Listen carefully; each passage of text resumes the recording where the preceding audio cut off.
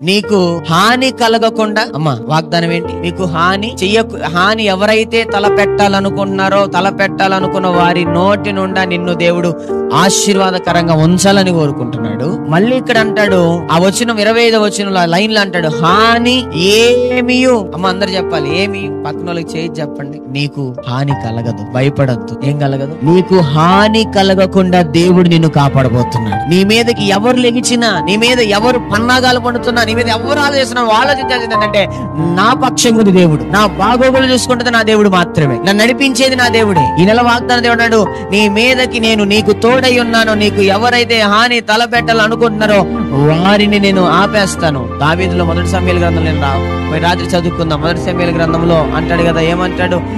నీవు అనేక ఆశీర్వాదకరంగా ఉంది, నువ్వు ఘనకార్యములు పూనుకొందువు, నేను నీకు తోడై ఉన్నా.